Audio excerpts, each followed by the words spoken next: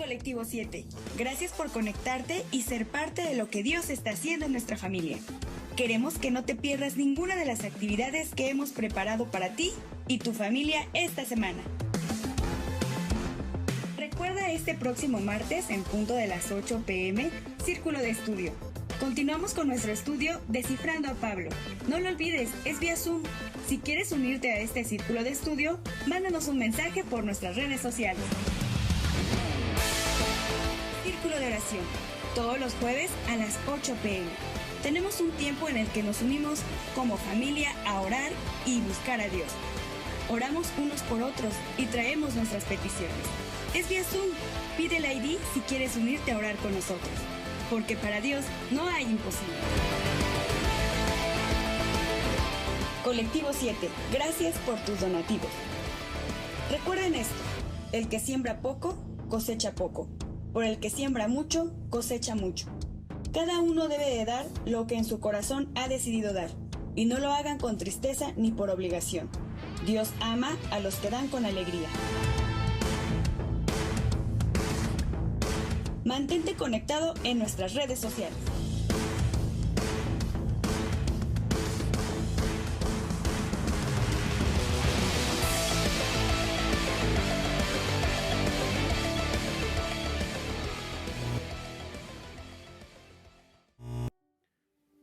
Muy bien, Colectivo 7, estamos listos para estudiar la palabra de Dios. Te pido que estés cómodo, que estés concentrado para recibir y escuchar el mensaje de parte de Dios para este fin de semana, para esta semana que comienza.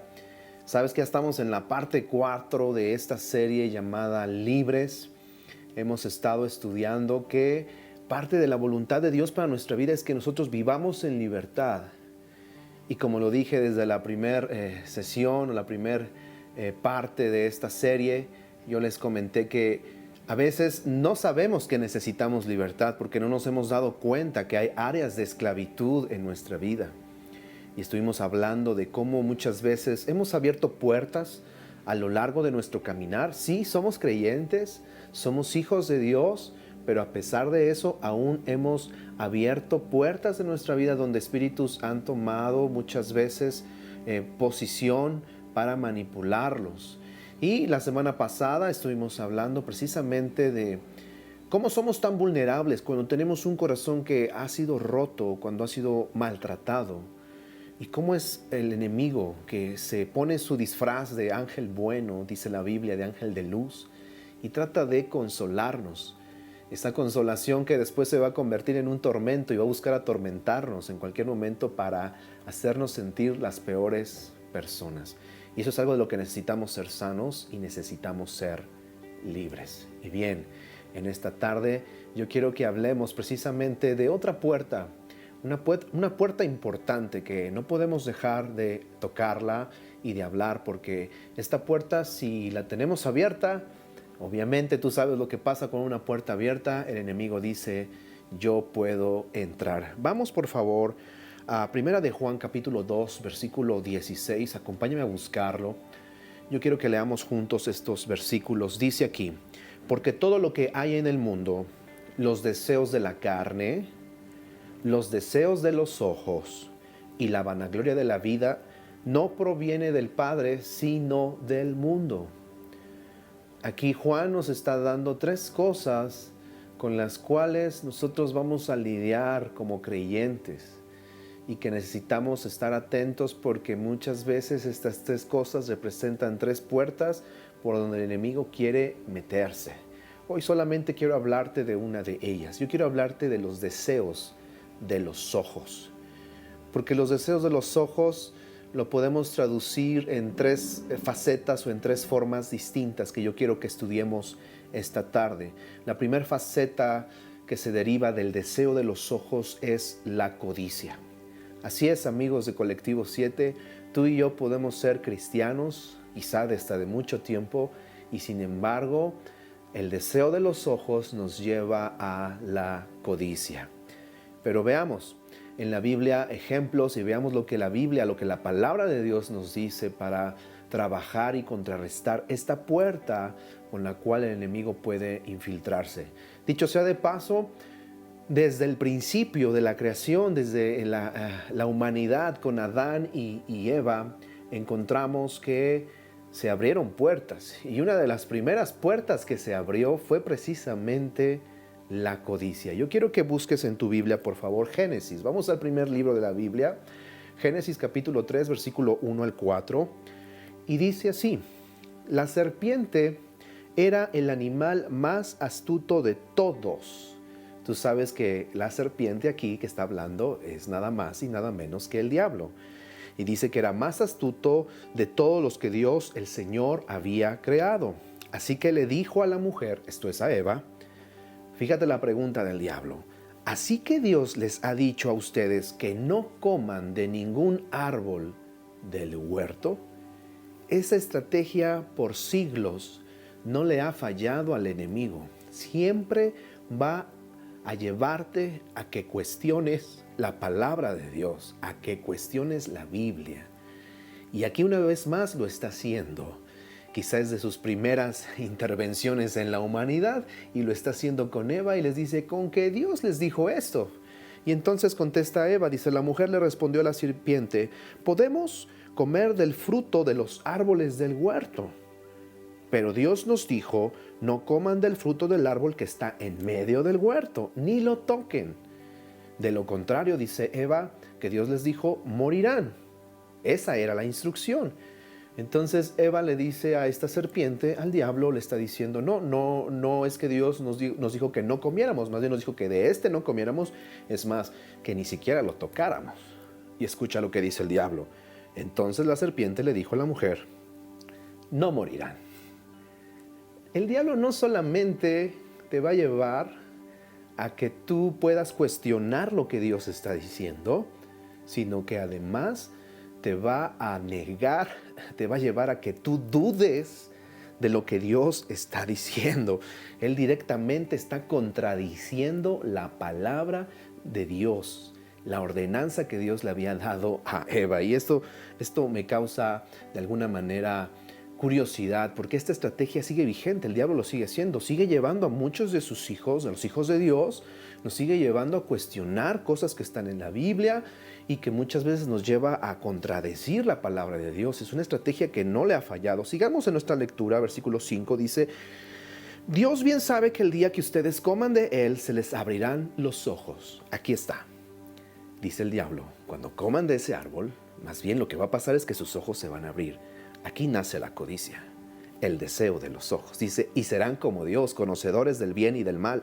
La mujer, dice aquí, vio, ¿te das cuenta? Estamos hablando una vez más de los ojos. La mujer vio que el árbol era bueno para comer, apetecible a los ojos. ¿Qué palabra? Apetecible a los ojos. O sea, le pareció codiciable, le pareció atractivo ese árbol. Dice: codiciable para alcanzar la sabiduría. Tomó entonces uno de sus frutos y lo comió y le dio a su marido, es decir, a Adán. Dice que estaba con ella y él también comió. Eva ve que ese árbol, lo ve, entra por los ojos, así trabaja la codicia. La codicia inicia con lo que tú ves y nace un deseo de quererla obtener, de quererlo obtener en nuestra vida. Escucha lo que dice Génesis 2:9. De la tierra Dios el Señor hizo crecer todo árbol deleitable a la vista y bueno para comer. ¿Qué quiero decir con esto? Quizá podamos pensar que solamente ese árbol que el diablo está diciendo que es diferente y que es especial y que les está invitando a comer de ese árbol, pensamos que ese era el único árbol apetecible o de buena vista. No, sino que aquí lo acabamos de leer, dice que Dios hizo crecer que todos los árboles fueran deleitables, es decir, todos los demás árboles también eran apetecibles, solo que aquí el diablo metió una semilla y esa semilla conllevaba hacerlos creer que este árbol era distinto. Todos los árboles se veían muy bien. Y esta palabra deleitable, apetecible, se puede traducir como codiciable. Y esta palabra codiciable tiene una connotación no correcta, porque la codicia viene de un deseo de querer tener, de que me hace falta algo más para yo ser feliz. Eso es lo que a lo mejor pensó Eva. Estamos bien, en realidad Adán y Eva estaban muy bien, estaban iniciando, estaban en el principio de la creación, no había problemas. Es más, yo creo que Eva era de las más felices porque no tenía suegra, al igual que Adán. Entonces yo creo que estaban bien, pero sin embargo, ella a lo mejor buscó algo más. No era suficiente con lo que tenía y buscó algo más. ¿Sabes? Muchas veces se puede ser nuestro pensamiento, buscamos ir a más. Estamos bien, pero queremos algo más y eso nos lleva a codiciar, eso nos lleva a estar de alguna manera fuera de la voluntad de nuestro Dios y eso no es lo que Dios quiere para nuestra vida. Y es precisamente que hoy yo quiero hablarte de un elemento, un aspecto esencial en nuestra vida como creyentes. Hoy yo quiero hablarte acerca del diezmo. Sí, el diezmo es importante y es un tema que necesitamos aprender. Porque mientras podemos estar cerrando puertas al enemigo en otras áreas de nuestra vida, si no tratamos o no trabajamos en esta área de darle a Dios lo que le pertenece, como es el diezmo, mis amigos, yo quiero decirte que la codicia puede entrar en nuestro corazón y es una puerta por donde el enemigo puede meterse. Y yo quiero que pensemos en esto. Precisamente podemos pensar como Adán y como Eva. ¿Por qué si Dios me da esto, por qué no me da aquello? ¿Por qué me dice que eso no lo tome? Y muchas veces esa puede ser nuestra filosofía. Queremos todo. Y cuando escuchamos que a Dios le pertenece algo, eso nos hace ruido. Decimos, no, pero ¿por qué? ¿Qué clase de Dios es este que me da todo esto, pero me dice que esto no? ¿Te das cuenta? Cómo el enemigo ha metido muchas veces esa idea, la cual por supuesto no es bíblica. Y aquí el principio que fue burlado desde el principio de la creación, el principio que fue burlado es tomar algo que es de Dios.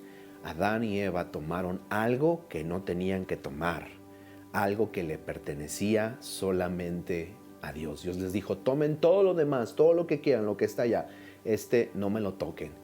Y fue lo que tocaron y tomaron. Ahí se rompió un principio de tomar lo que es de Dios. La palabra diezmo significa una décima. Y es esa décima parte que Dios quiere que nosotros le reconozcamos y le demos. Y la palabra 10, más bien el número 10 dentro de la numerología bíblica, tiene que ver con prueba. Y yo quiero darte algunos ejemplos de cómo vemos el número 10 en la Biblia y te vas a dar cuenta que todo tiene que ver con que es probado. El número 10 tiene que ver con prueba. ¿Sabes? Cuando Israel salió de Egipto, Dios mandó ¿cuántas plagas sobre Egipto? Sí, mandó 10. ¿Cuántas veces Dios de alguna manera trató con el corazón o puso a prueba el corazón de Faraón? 10 veces. ¿Cuántas veces Dios trabajó o probó al pueblo de Israel estando en el desierto? 10 veces. 10 veces fue cambiado el sueldo de Jacob cuando él andaba huyendo y anduvo trabajando ahí con su suegro. Bueno, 10 veces fue cambiado su salario. ¿Sabes cuántos días fue puesto a prueba Daniel? Sí, 10 días. Tú sabes la respuesta. ¿Sabes cuántas vírgenes, de acuerdo a Mateo 25, fueron probadas? ¿Cuántas vírgenes? Sí, tú sabes la respuesta. 10. ¿Sabes cuántos discípulos había? No, 12. Estaba yo probándote. Exactamente. Yo solamente quiero decirte que a lo largo de la Biblia encontramos el 10 como algo que tiene que ver con una prueba. Dios nos prueba a través de nuestro diezmo. Escucha esto. Éxodo 13:2 dice la palabra de Dios en la Torá, en los mandamientos. Dice, conságrame todo primogénito. Todo el que abra matriz entre los hijos de Israel, lo mismo de los hombres como de los animales, me pertenece. Si no lo sabías y si tú eres un primogénito, te quiero decir que tú le perteneces al Señor. Todo lo primero le pertenece a Dios. Es una forma en la que Dios nos prueba. Dios dice, dame lo primero, tú quédate con lo demás. A mí reconóceme con lo primero, porque lo primero es mío. Éxodo 23:19 dice así. Escucha esto y si lo puedes subrayar, Estas son las bases bíblicas para diezmar. Esto no es una invención de nosotros ni de ningún hombre. Esto es palabra de Dios. Dice Éxodo 23:19. Traerás, subraya esta palabra, es importante, traerás a la casa del Señor tu Dios los primeros frutos de la tierra. Esta palabra traerás o traer es interesante, porque cada vez que Dios menciona acerca del diezmo, Él no pide que demos el diezmo, Él pide que traigamos el diezmo. Y esto es muy interesante. ¿Por qué no Dios pide que lo demos, sino que pide que lo traigamos? Porque el diezmo es de Dios. Dios no te dice que le des, Dios te dice que lo traigas, porque eso es de Él. Y esto es un principio importante, porque el diezmo es de Él y dice que lo traigamos a la casa del Señor. Es decir, tú no vas a decidir qué hacer con el diezmo. Tú no puedes pensar, bueno, el diezmo lo voy a estar ocupando para dar a familias de escasos recursos, para apoyar a familias de escasos recursos, voy a darlo a un misionero, voy a darlo a una fundación. Mientras que esas obras son buenas, yo te quiero decir que eso sería como una ofrenda que tú darías, pero en realidad el diezmo es intocable, porque Dios dice, el diezmo quiero que lo traigas a la casa, mi casa. Entonces, ¿por qué dice traer y no dar? Porque Dios dice que lo traigas porque es suyo. Tú no puedes dar algo que no es tuyo. Hay dos cosas que podemos hacer con el diezmo. Uno es traerlo y dárselo al Señor, entregárselo, devolvérselo. Y la segunda cosa que podemos hacer con el diezmo es quedárnoslo, lo cual es robarlo, porque no es de nosotros. Yo sé que suena fuerte, yo sé que puede sonar quizá de alguna manera, si tú me estás escuchando por primera vez, va a decir, ¿de qué está hablando este hombre? Bueno, yo te estoy diciendo lo que la palabra de Dios dice aquí. Tú no puedes decir y tomar decisiones del diezmo, decir, bueno, el 5% lo voy a dar a esta iglesia, el otro 5% se lo voy a dar a X persona. No, el diezmo debe ser dado a la casa del Señor. Y si tú te consideras parte de la familia del Señor, eres un miembro de Colectivo 7, tus diezmos tienen que ser enviados a tu comunidad, a tu iglesia, a Colectivo 7, porque aquí estás siendo alimentado, aquí está siendo formado. Entonces piense en esto, imagínense que yo salgo de la ciudad por una semana y durante esa semana que estoy fuera, mi amigo Felipito me pide mi camioneta y me dice, préstame tu camioneta ya que vas a estar fuera. Yo regreso después de estar una semana fuera y viene a visitarme Felipito con su esposa y me dicen, ¿sabes qué? Hemos estado orando y queremos darte esta camioneta. ¿Saben cuál sería mi cara? Decir, estás loco, ¿qué te pasa? Esta camioneta yo te la presté. ¿Cómo que me estás dando que Dios te dijo que me dieras esta camioneta? Esta camioneta es mía. ¿Se da cuenta? Muchas veces ese es nuestro razonamiento. Cuando tú dices, voy a dar mi diezmo, en realidad no es tu diezmo. En realidad es algo que le pertenece a Dios. Tú tienes ahí algo que es de Dios y tienes que devolvérselo. Génesis capítulo 4, versículo 1 al 7, quiero leerlo rápidamente. Tú sabes esta historia de los hijos de Adán y de Eva, Abel y Caín, son llamados a traer ofrenda delante del Señor. Y pasa esto que la palabra de Dios nos enseña, yo quiero que tú lo puedas leer. Dice aquí que Adán conoció a Eva y su mujer, y ella concibió y dio a luz a Caín, y dijo, por la voluntad del Señor he adquirido varón.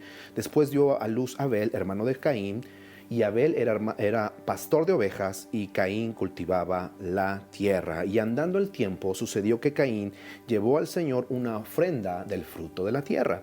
Y Abel también llevó alguno de los primogénitos de sus ovejas, de los mejores entre ellas. Increíble. Mientras que Caín, el agricultor, tomó por ahí cualquier vegetal, cualquier cosa que encontró ahí, se la lleva al Señor. Abel toma los primogénitos y toma lo mejor de los primogénitos y lo trae delante del Señor. Dios se agrada de lo que trae Abel Y Dios mira con desagrado lo que hizo Caín, y Caín hace berrinche. Y escucha lo que pasa, dice aquí, y Caín se enojó mucho y decayó su semblante. Entonces el Señor le dijo a Caín, ¿por qué estás enojado? ¿Por qué ha decaído tu semblante? Imagina esa plática, Caín haciendo berrinche, diciendo, no me aceptaste mi ofrenda. Y Dios le dice, ¿pero por qué te enojas? Dice, si haces lo bueno, ¿acaso no será enaltecido? Pero si no lo haces, escucha esta frase, el pecado está listo para dominarte. Aquí está una puerta. Hace berrinche Caín, después de que no hace lo que tenía que hacer, él sabía que tenía que llevar lo mejor, no lleva lo mejor, toma lo que puede, lo que quiere y lo ofrece. Y Dios se molesta con él y él se siente y se hace el ofendido, el indignado. Y entonces Dios le dice, pero si haces lo correcto te va a ir bien, pero si haces lo incorrecto, el pecado está aquí ya listo para dominarte. Qué peligroso, porque eso es lo que pasa cuando desobedecemos. No hacemos lo que tenemos que hacer, abrimos una puerta. Y por eso quiero tomarme este tiempo esta tarde para hablarte de que el diezmo es muy importante. Porque cuando nosotros no lo entregamos, estamos abriendo una puerta que nos va a esclavizar a llevar una vida de escasez, a llevar una vida controlada por el dinero. Y usted no debe ser controlada o controlado por el dinero. Cierro este punto con este versículo, Levítico 27:30. Dice, el diezmo de la tierra es del Señor. Lo mismo de la simiente de la tierra como del fruto de los árboles. Se trata de una ofrenda consagrada al Señor. Todo el 10% es del Señor. No el 9, no el 8. Dios quiere el 10% y eso debe ser una ofrenda consagrada para Él. Recapitulemos, estamos hablando sobre el deseo de los ojos y cómo el deseo de los ojos se puede traducir en codicia. Ese es el punto número 1 que vimos, todo aquello que nace del deseo de querer tener algo, pero de la manera incorrecta. No está mal con desear tener una televisión, un carro, una parrilla, lo que usted piense, una casa. No está mal. Lo que está mal es quererlo tener con los recursos que no son de usted.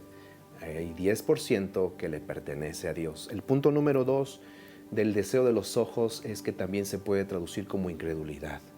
Hay gente, no es que sea mala gente, pero simplemente hay gente que cree que el diezmo es cosa del pasado, es cosa que no se aplica para este presente y estamos en un problema porque si habláramos de que el diezmo ya no está vigente o que ya pasó de moda, estaríamos hablando de que tenemos un Dios pasado de moda, un Dios que es bipolar, que dijo una cosa antes y que hoy dice otra cosa y que mañana no sé qué vaya a decir. Yo le quiero decir que eso no es cierto. La Biblia dice que Dios no cambia, que Él es el mismo de ayer, de hoy y de siempre. Gracias por ese atributo, que tenemos un Dios que no es como nosotros. Nosotros solemos cambiar, pero Él no es inmutable. Entonces, yo lo que quiero es que usted entienda que esto sigue tan vigente y es tan válido porque Dios, desde el principio vemos un patrón. Cuando Israel sale de Egipto y están en el desierto y están a punto de entrar a la tierra prometida, y cuando entran a la tierra prometida, la primera ciudad que conquistan, Jericó, Dios les pide las primicias de todo ese botín que iban a recoger. Dios le pide lo mejor, que lo aparten para su tesoro. Escuche lo que dice Josué 6:19, todo lo que sea de plata y oro y los utensilios de bronce y de hierro se consagrarán al Señor y entrarán en su tesoro. Creo que la instrucción es bastante clara. Todo lo que era de oro tenía que ser consagrado, apartado para el tesoro del Señor. Pero no faltó por ahí quien vio por ahí un lingotito de oro bastante atractivo que dijo, esto pues creo que nadie le va a afectar. Lo tomó y trajo maldición a todo el pueblo por tomar algo que no era de él. Parecía insignificante, pero eso atrajo maldición sobre su vida. Escuche Josué 7:11, dice, Israel ha pecado, ha quebrantado el pacto que yo le ordené. Además ha tomado lo que le prohibí tomar. Han robado, han mentido y han guardado entre sus pertenencias lo robado. Escucha la palabra que está utilizando aquí Dios. Es la palabra robar. Tomaste algo que no te pertenece. Ese oro es mío.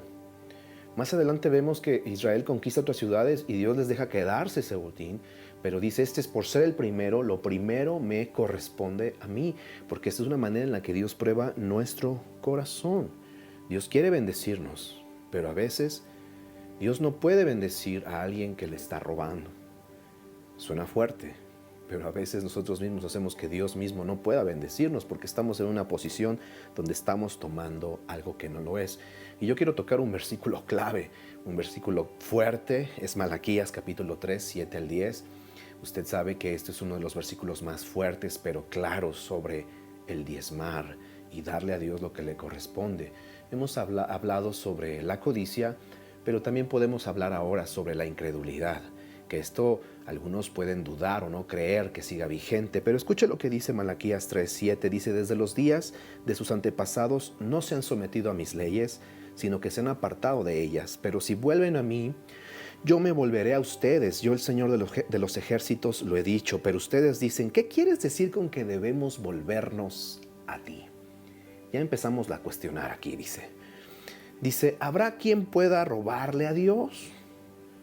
Y Dios les dice, pues ustedes me han robado. O sea, desde siempre ha habido personas que dicen, ay, ¿cómo le voy a robar a Dios? Yo no le he robado nada. Pues déjame decirte que si no lo has reconocido dándole el 10% de tu vida, de tu salario, lo has estado haciendo. Y la pregunta aquí es, ¿a poco puedo robarle a Dios? Y Dios dice, pues ustedes me han robado. Y sin embargo me dicen, ¿qué quieres decir con que te hemos robado? Pues me han robado en sus diezmos. Dios les aclara y les dice, la forma de robarme a mí es en sus diezmos y ofrendas. Malditos sean todos ustedes porque como nación me han robado. Escucha esta frase, entreguen completos los diezmos en mi tesorería y habrá alimento en mi templo. Con esto pueden ponerme a prueba y verán si no abro las ventanas de los cielos y derramo sobre ustedes abundantes bendiciones. Lo digo yo, el Señor de los ejércitos. Aquí hay varias cosas importantes. Se repite varias veces la palabra robar, lo cual es evidente que nos quiere Dios demostrar un punto aquí, que tengamos cuidado. La segunda cosa es que me habla de diezmos completos. Eso es algo que habla de nuestra integridad hacia Dios, de nuestra honestidad y nuestra transparencia hacia Él, el dar los diezmos completos. Y Dios dice, si tú lo haces va a haber alimento en el templo. Y yo estoy contento por ello, porque yo sé que muchos de ustedes han sido fieles a Dios. Y derivado a eso es que usted está siendo alimentado. Cada semana nos esforzamos, mi familia y yo, porque usted tenga alimento a tiempo y un buen alimento espiritual para que pueda fortalecerse, para que pueda crecer espiritualmente. Así que si usted sigue comprometido con Dios y su palabra, no va a faltar alimento en su vida. Y por último termina diciendo Dios, pónganme a prueba en esto, si pueden probarme. Dios en toda la Biblia es la única vez que Dios dice esto. La forma en la que podemos probar a Dios es en el diezmo. Dice, tú que eres incrédulo, ¿quieres probarme? Yo te invito a que me pruebes y vas a ver si no abro las ventanas de los cielos y derramo bendición sobre tu vida. Si te atreves y tomas este compromiso y me crees y derribas esa incredulidad. Y continúa diciendo en el versículo 11, dice, además reprenderé a esos insectos que todo lo devoran para que no destruyan los productos de la tierra, ni dejen sin uvas sus viñedos. Lo digo yo, el Señor de los ejércitos. Todas las naciones dirán que ustedes son benditos porque serán una nación envidiable. Lo digo yo, el Señor de los ejércitos. ¿Sabe? Una prueba más de que hay gran bendición en hacerlo es que Dios dice, yo me voy a encargar de tus enemigos. Si tú eres fiel y me reconoces dando tu diezmo y tus ofrendas, yo me voy a encargar de tus enemigos. Esa es una forma en la que Dios cierra las puertas. ¿Sabe? Podemos estar cerrando puertas en otras áreas de nuestra vida y esta puede ser una puertita abierta y Dios dice, ciérrala, pruébame en esto y vas a ver que yo me voy a encargar de tus enemigos, les voy a hacer frente y vamos a tratar con cada uno de tus enemigos.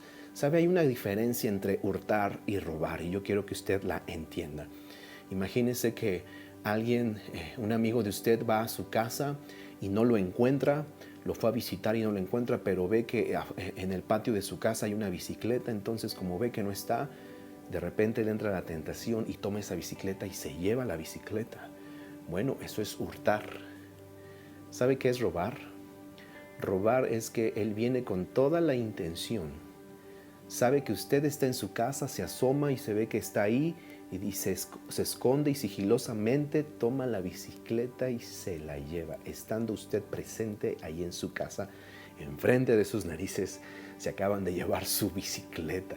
Eso es robar. Esa es la pequeña diferencia entre hurtar y robar. Y sabe, cuando la Biblia nos dice que nosotros robamos, es que muchas veces nosotros nos hemos paseado en la casa de Dios con el diezmo, con lo que a Él le pertenece, enfrente de las narices de Dios, y no se lo hemos entregado. Y eso, por supuesto, no está bien.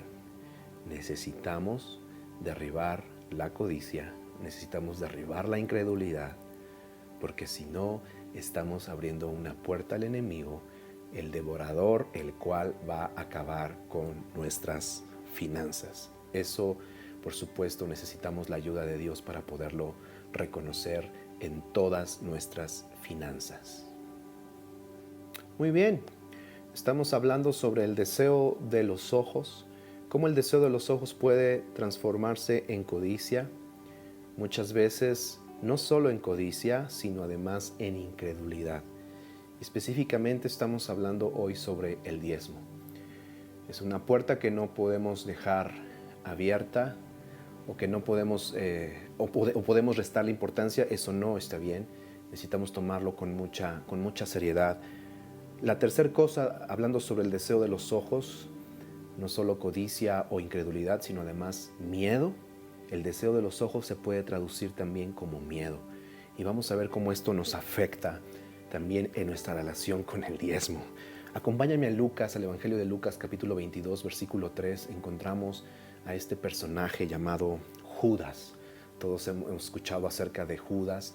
Era uno de los 12 discípulos de Jesús. Pero escuche lo que pasa aquí. Dice aquí, entonces Satanás entró en Judas. Una prueba más de que el diablo entra en las personas. El diablo está entrando en Judas, dice aquí, uno de los 12 al que llamaban Iscariote. Y este fue a hablar con los principales sacerdotes y con los jefes de la guardia para acordar con ellos cómo les entregaría a Jesús. Ellos se alegraron y acordaron darle dinero. Bueno, yo considero que una de las cosas que Judas, una de las puertas que Judas abrió, por supuesto es codicia, por supuesto que es incredulidad, pero además le agregamos el miedo.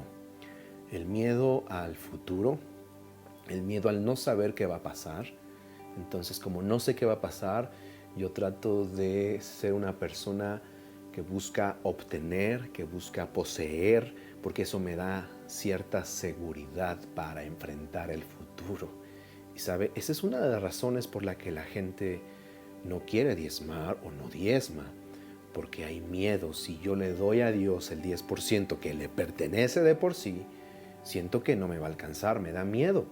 Me da miedo qué va a pasar con mi futuro, qué va a pasar con mi solvencia. Me voy a ver afectado con ese 10%, lo cual es una mentira del enemigo. Escuche lo que dice Juan capítulo 12, versículo 1 al 6. Veamos qué pasó con Judas.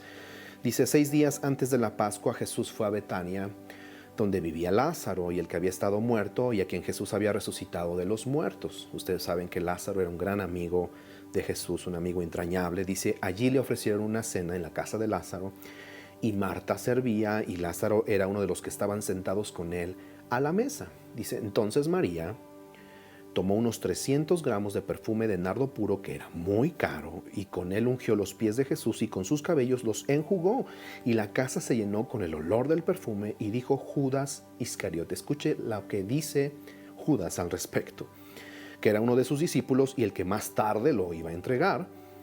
La pregunta de Judas es, ¿por qué no se vendió este perfume por 300 días de sueldo y ese dinero se da a los pobres? Pero no dijo esto porque se preocupara por los pobres, sino porque era, escuche esto, que era Judas. Judas era un ladrón.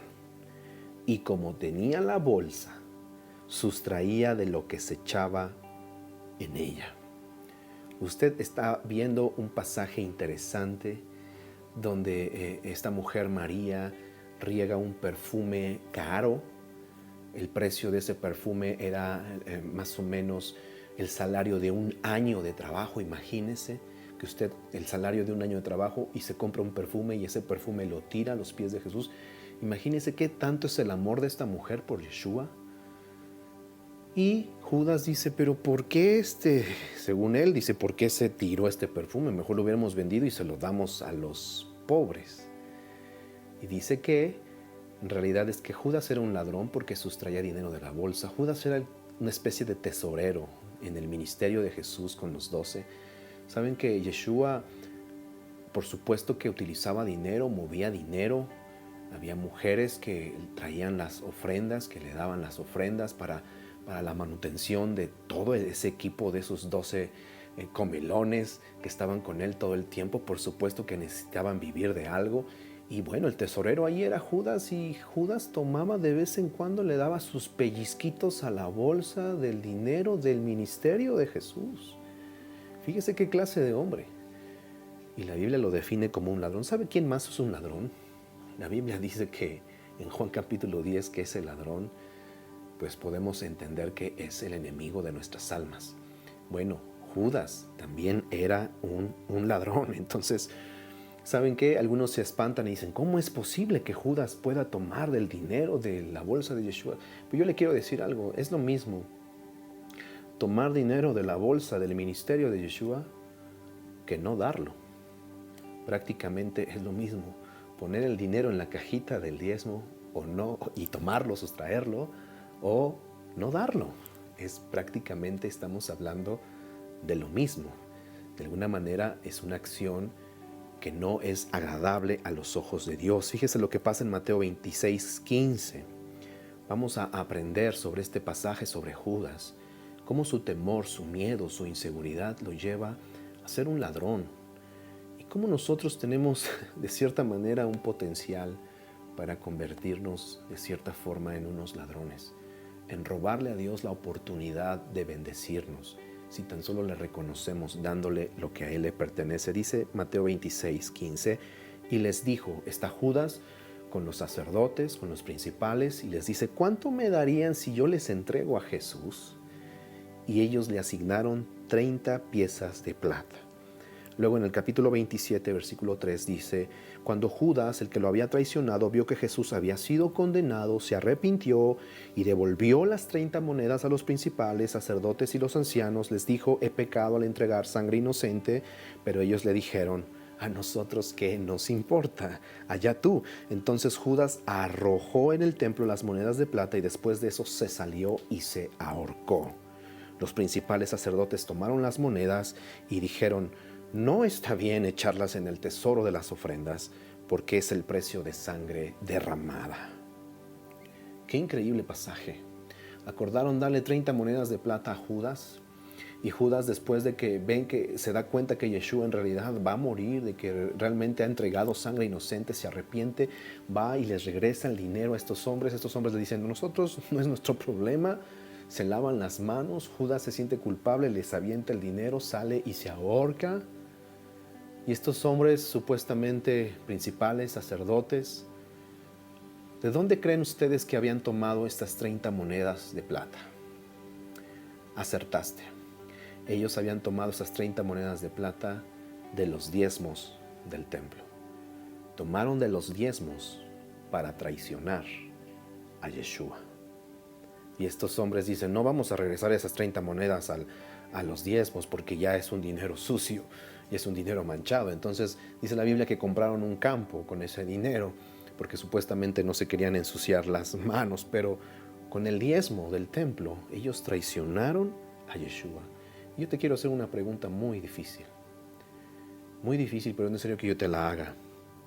¿Tú traicionarías a Yeshua por el 10%, como lo hicieron estos hombres? Sí, yo sé que es fuerte, pero es una forma. Si tú estás dispuesto a traicionar a Yeshua por el 10%, te quiero decir que le estás abriendo una puerta al enemigo. ¿Por qué 30 monedas exactamente de plata, dice la Biblia? Bueno, en el Antiguo Testamento encontramos que una manera de pagar a los esclavos era con monedas de plata. Y específicamente cuando uno de tus esclavos era lastimado por alguno de tus animales, tú le pagabas de alguna manera a ese esclavo con 30 monedas de plata, porque esas 30 monedas de plata me están hablando de esclavitud. Cuando yo no estoy diezmando, cuando yo no estoy cumpliendo con mi diezmo, devolviéndoselo a Dios, escucha la palabra que estoy usando, devolviéndoselo a Dios, porque es de Él, no es tuyo. entonces yo me estoy esclavizando al dinero, esclavizando a algo que no es mío. Y estoy cayendo en un terreno peligroso, en un terreno de maldición. Si usted no me conoce bien y ahorita que está escuchándome hablar acerca del diezmo, va a decir, este hombre quiere dinero. Y obviamente nada más lejos de la verdad. Si usted me conoce bien, sabe que no soy ese tipo de personas. A mí el dinero no me mueve. Yo le quiero decir que desde siempre mi dependencia, desde que yo me casé, desde que yo me uní en matrimonio con mi esposa, siempre hemos vivido por fe. Y nosotros nos movemos, subsistimos y existimos por Dios. Y sabemos que Él es nuestro proveedor y nuestro sustentador. Así que yo quiero que usted entiendan que cerrar una puerta como esta es importante en nuestra vida. ¿Por qué no diezmamos? Porque tenemos miedo, porque tenemos incredulidad, porque decimos no me va a alcanzar, porque ¿qué es lo que va a pasar? Porque quiero tener mejores cosas, mejor utilizo ese dinero para comprarme mejor esto y juntar y ahorrar y comprarme aquello. No está mal con querer tener mejores cosas, pero las está obteniendo de la manera incorrecta. Usted obtendría mejores cosas si es obediente y es fiel a Dios, entonces Dios le daría de lo mejor del trigo a usted. Haga lo correcto, ábrale su corazón a Dios y sea fiel con Él y Dios lo va a bendecir. Acompáñame a hacer